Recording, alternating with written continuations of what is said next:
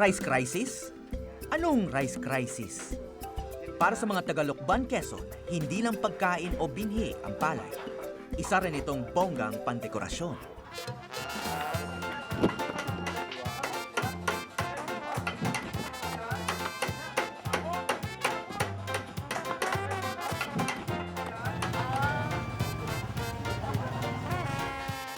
Sa panahon ng paghahanda para sa kanilang Pahiyas Festival, ang tanging krisis na nasa isip ng mga tao ay ang banta ng bagyo. Lumalambot pag nabasa, nabagsak sa kalsada, tapos. Sample. Kuha ang tubig. Ang keeping ay ang makulay na dekorasyon sa pahiyas na madaling matunaw kapag nabasa. Ito po yung palay naming inani. Ito ng anihan. Ito po yung aming pinakikiling, inaalsa ng balat. Tapos, Gawa lang pala ang keeping sa giniling na palay. Nilalagyan ito ng food coloring at hinuhugis na parang dahon bago lutuin.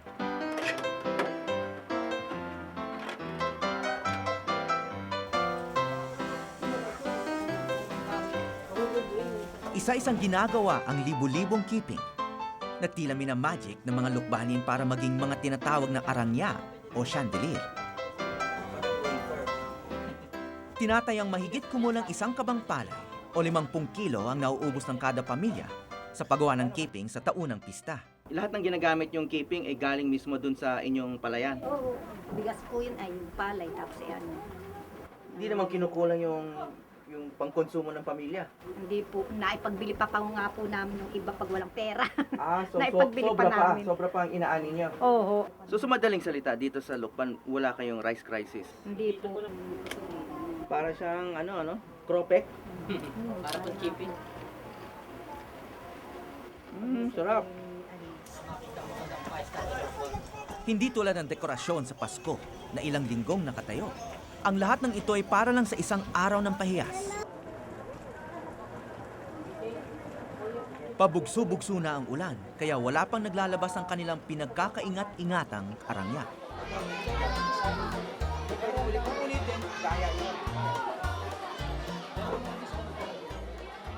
Kung may Mr. Pahiyas, si Ronnie Unlayo na siguro yun. At hindi dahil nanalo siya sa isang male pageant. Bakit po pahiyas ang tawag sa inyo? Ay kasi mga barkada ko, tinutokso ako. Ikaw na naman, ikaw na naman. No, nipayas ka na. Magsasaka si Ronnie at kahit hindi nag-aral ng fine arts, siya ang kinikilalang champion sa pagdidisenya ng mga pahiyas na bahay.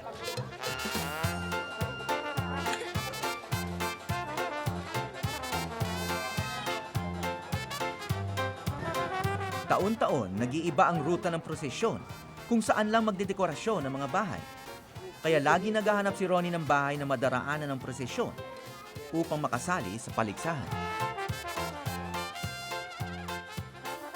Sa taong ito, ang bahay naman ng kapatid niyang si Emmy ang kanyang ilalahok. Mamamatay na siguro ako sa pagpapayas. Bakit yung sinabi yan? Ay, hindi, hilig ko na eh. The best na para sa akin. Makilala ko. Ay, yun lang pangarap ko.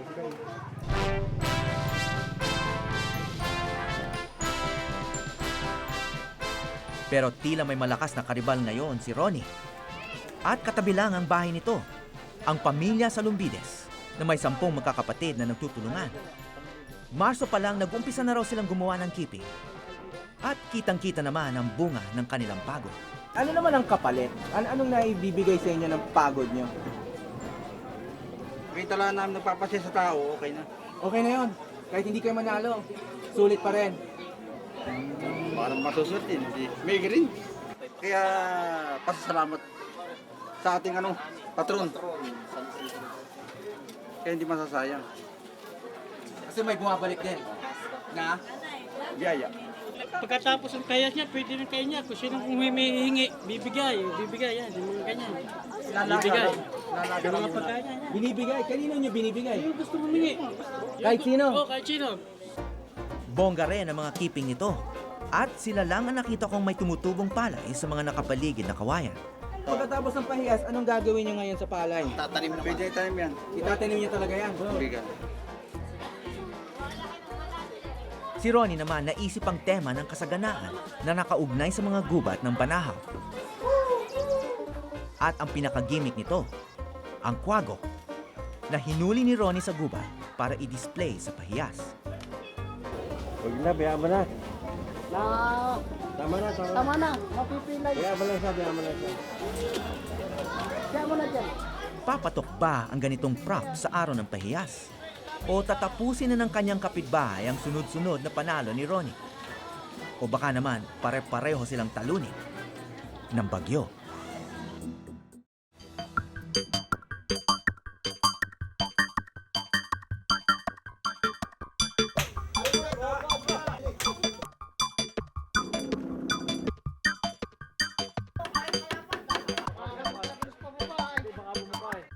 Isa na ang pahiya sa pinakasikat na piyesta sa bansa.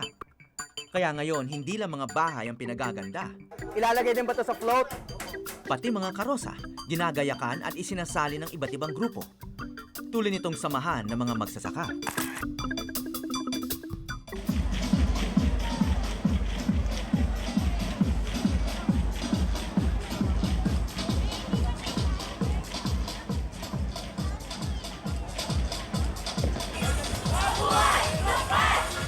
At kahit bisperas pa lang ng araw ng piyesta, umpisa na ang programa.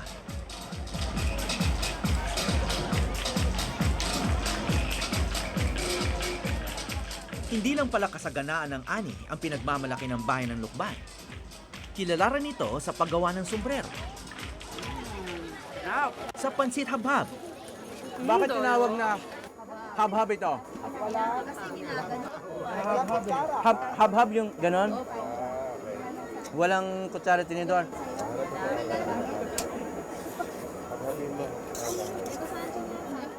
At sa walang tigil na agos ng tubig sa gitna ng bayan. At saka tubig dito, makikita sa kanal, malinaw, di ba? Hindi katulad sa Maynila, maitim. Dito, malinaw.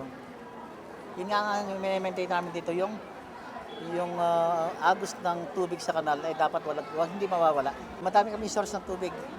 At ang Lukbanin, ayaw uminom ng deep well galing sa ilalim. Gusto nila yung galing sa bundok.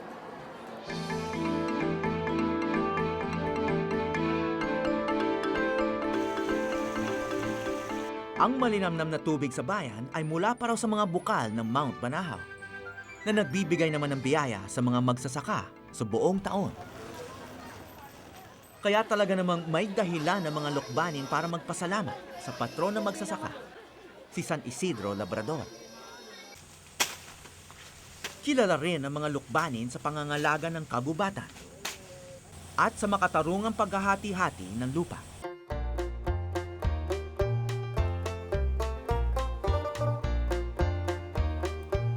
Nasisiguro ng ganitong sistema ang tuloy-tuloy na produksyon ng palay na makikita sa bayan ng Lukban.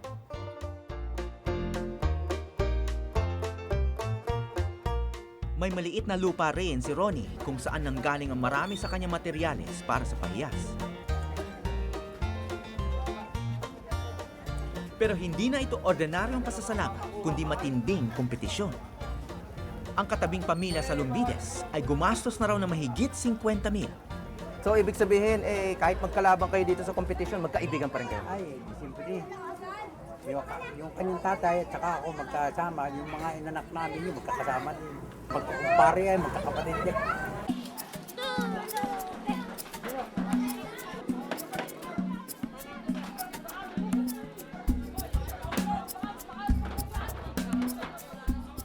Ang pamilya Salvanera, kasulukuyang nahinto sa pag-aaral ang dalawa sa kanilang anak. Ngunit nagawa pa ring mamuhunan ng 8,000 para sa kanilang pahiyas. Makikita ng labis ang pagpapahalaga nila sa tradisyong ito. Pasasalamat namin sa aming ibinibigay sa biyaya na galing sa lupa, galing sa bukid. Siguro nga ay maswerte-swerte pa rin kami dito sa Lukban at merong inaano. Si Ronnie naman ayaw sabihin ng pinuhunan. Pero halos itaya na niya ang kanyang buhay na muntik na siyang matuklaw ng malaking ahas habang kinukuha ang baging at kwago mula sa gubat. Sa gitna ng paghahanda, biglang umuwi ang karosa ni dinisenyo ni Ronnie. Natalo raw ito sa paligsahan. Kasi Consolation lang po. Kahit walang imik, baka sa mukha niya ang pagkabigo. Kinalas na lang niya ang mga dekorasyon nito para idagdag sa pahiyas ng bahay.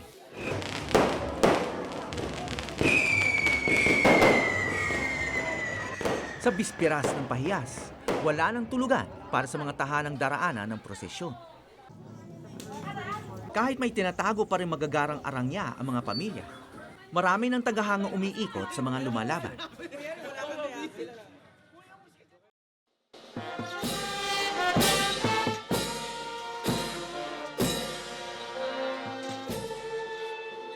Kung hindi dahil sa prosesyon ng mga santo, maaring malimutan ng mga panauhin na nakaugat ang tradisyong ito sa relihiyon.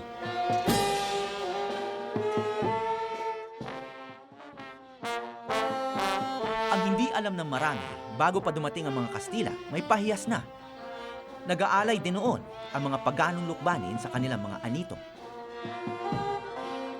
Pero ang mga anito matagal nang pinalitan ni San Isidro Labrador at ng kanyang asawa, si Maria de la Cabeza.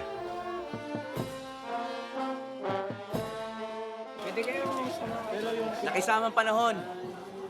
Konti pa lang ang ambon, pero tingnan natin.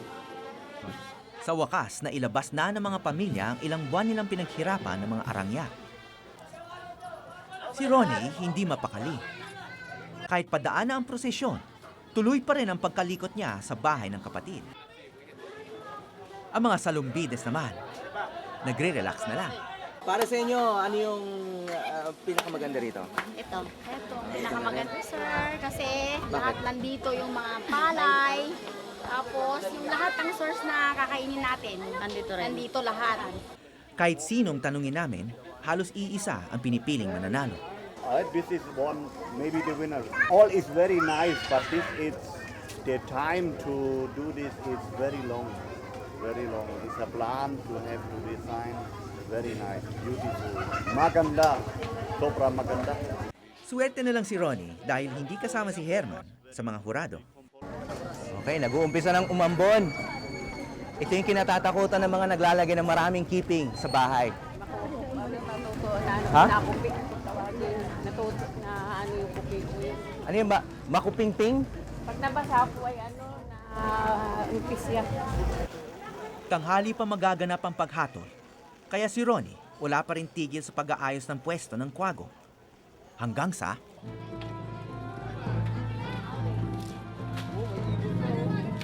Ano saan galing yan? Baka patay na eh. Patay na. Kawawa naman. Ay hindi, buhay pa. Ano yan, sisiw? Sisiw ba yan? Nalimutan ko kunin. Talaga? Ano yan? Anong klaseng ibon yan? Kwago.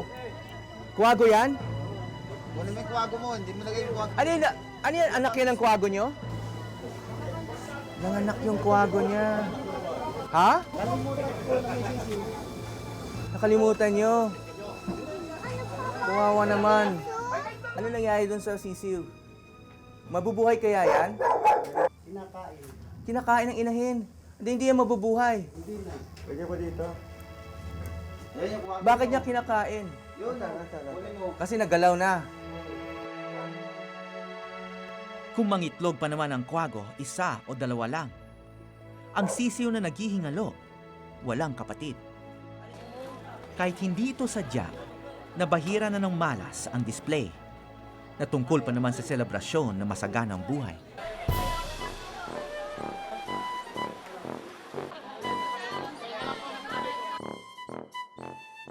Ilang sandali lang, lumuha na ang langit at tuluyan nang nagtiklupan ang mga kiping.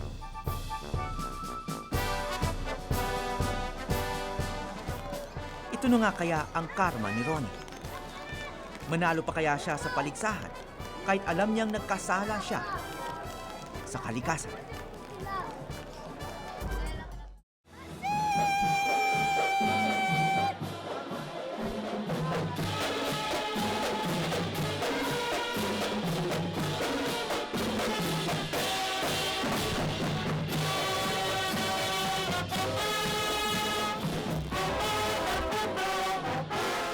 Ang mga lukbanin talaga, hindi nagpapatalo sa panahon.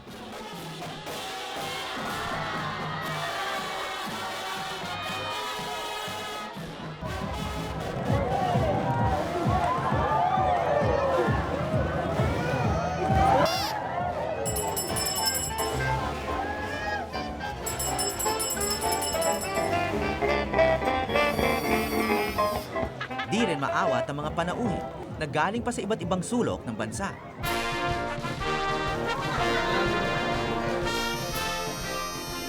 Ngunit sa kompetisyon ng pahiyas, kailangang may matalo at may manalo. Wow! Congratulations! Ang ilang nakilala namin dito nagwagi, tulad ng pamilya Salvanera na umani ng consolation prize. Ang Salumbides family na paborito ng marami, pangalawang gantimpala. Oy, congrats! Musta? Ano bang naging gantimpala natin? 40. Wow, okay ah. Pang ano yan? Ikalawa. Dalawang katipala. Nasira na ang gawa ng bagyo. Lakas eh, may hindi mo magsakit taas eh. So ano, masama ba loob nyo? Hindi, okay lang. Okay lang yun. Okay lang yun, talagang kasama yun ha. Pero maganda pa rin. Medyo nanlambot na yung mga keeping. Pero maganda yan para sa palay nyo. At ang nanalo ng unang gantimpala, walang iba kundi si Oh, Ronnie! Mr. Pahiyas! Congratulations! Ano ba, nag-alala ka ba kanina nung bumuhos ang ulan? Hindi po naman. Talagang ganun lang. Talagang po ng panahon eh. Marahil nakatulong kay Ronnie na hindi puro keeping ang disenyo at may ibang materyales na hindi nasira ng ulan. Sa bahay naman ng mga Salumbides, nalusaw ang mga arangya. Sa kabila ng tagumpay ng champion ng pahiyas, naghahalo sa isipan ni Ronnie ang naging utang niya sa kalikasan. Pasok. Okay lang. Para po siya makalaya na sa ano. Siyempre, masarap mabuhay ng malaya. Sa oras ng paghatol ng mga hurado, tinanggal daw ni Ronnie ang kwago at itinago muna ito sa kusina.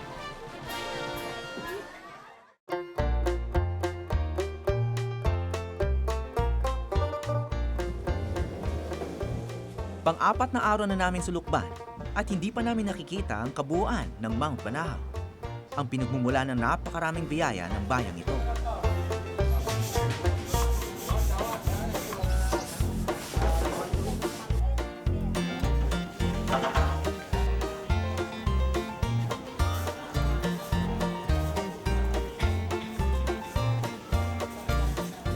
Tapos na ang pahiyas, ngunit si Ronnie may isa pang misyon bago makapagsimulang magkalas.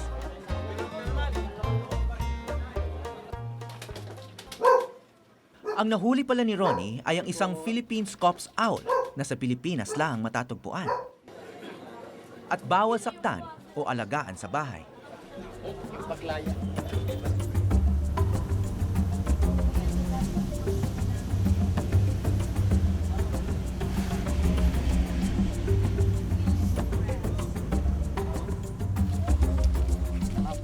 Kasama ang kanyang kapatid, bumalik siya sa gubat sa paanan ng bundok, kung saan niya kinuha ang kwago at ang yumaong sisiw nito.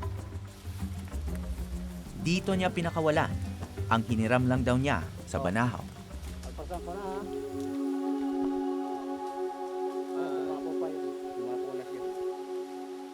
Lumihis man sandali, napatunayan ulit ng mga Tagalukban na lahat ng nabubuhay ay may puwang pa rin sa lumiliit nating mundo. Mula sa Lukban, Quezon, ako po si Howie Severino at ito ang Eyewitness.